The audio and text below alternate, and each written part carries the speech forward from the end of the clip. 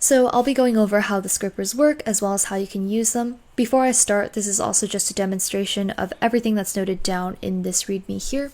So if you'd rather see a written format of everything I'll be going over, that's also available there. The purpose behind these scrapers is to help you gather resources or information from the internet before running the scripts to process them into embeddings. All of the scrapers follow a basic structure outlined in basescraper.py, so this file here, and each of them have a method to scrape the URL you specify, extract this information, and also create a metadata file. In terms of how each of the scrapers work, most of them use an idea of depth-first search, where essentially given some base URL, they'll explore that page to find more URLs, extract the information from that page, and then repeat this process on the newly found unique URLs.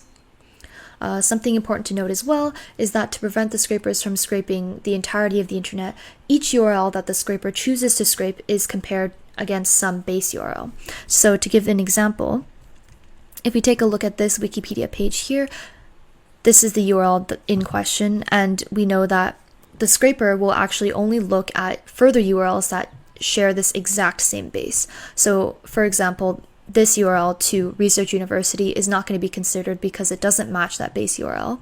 But this link on the Berkeley library system shares that exact same base as this original URL, so it will be considered by the scraper. Scrapeheader.py is a general scraper. It can handle both regular websites and PDF links. So if it encounters a web page, it'll try and convert that to Markdown. And if it encounters a PDF, it'll try and download it. So there are 5 things that you might have to update on your own when you're trying this to scrape your own websites of choice. Firstly, the URL. That's where the scraping starts from. Root regex is the string that later URLs before being scraped will be compared against. Root is used to build the actual URLs in the code. And root file name is what you'd like your root folder to be called to store all the scrape materials. And content tags is essentially what element your scraper will look for to scrape in the HTML.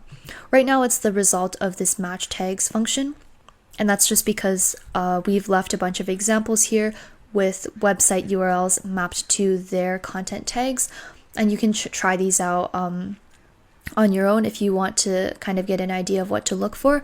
But to do this on your own, to show a more practical example, if we wanted to scrape this Wikipedia page on UC Berkeley, we would first inspect the HTML of the page itself, and then you can use this tool here to allow you to hover over the page to find their HTML elements.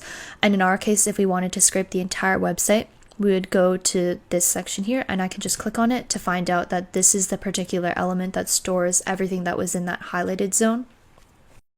And you might have noticed that this is a tiny bit different from what we had earlier back in the code. You can see here that the HTML element that I've identified in the code is different from the one that's here. And the reason for that is because sometimes these are a little bit finicky. You'll have to kind of move around to check which one is the actual one that you're looking for.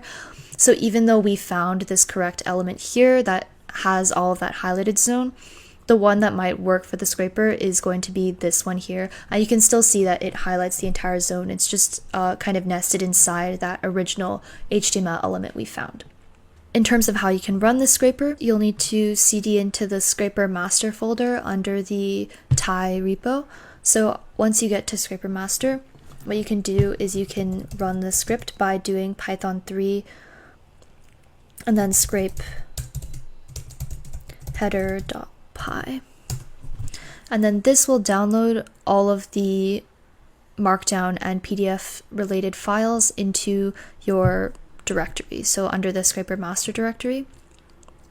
And you can see here, if I go to the scraper master, it'll produce this structure of a .yaml file, which is the metadata file, and then it has the markdown of all of the Wikipedia related material. So next I'll be going over the RST scraper.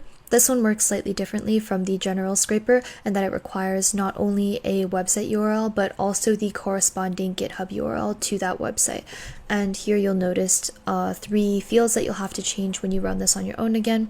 Firstly, the file name is what you want the root folder to be called. The doc URL is the URL to the actual website, and the GitHub URL is the URL to specifically the index.rst file. And the reason why it's important to grab this particular URL to this place in the GitHub repo is that these have the talk trees that the scraper looks for to produce all of the URLs to scrape.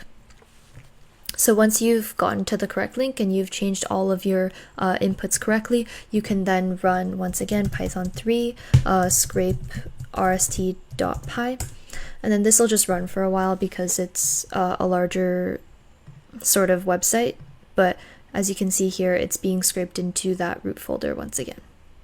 Next, we have the Markdown scraper, and similar to the RST scraper, it has these 3 fields that you'll need to update, and it still uses that site and GitHub URL. But one thing to note is that this GitHub URL in particular leads to the makedocs.yaml file in the GitHub, and the reason is because the scraper actually uses this nav section to scrape all of the web pages that are part of the website. And so to run this scraper, once again, we can do scrape Python 3 scrape md.py, and then it will run all of this and save that into the relevant folder. And we can take a look at the results here. So this is under the Monash data fluency, and then all of these here once again have that entire website scraped over, and then as well as a .yaml file with the URL. So with these last 2 scrapers, they're definitely more straightforward to run.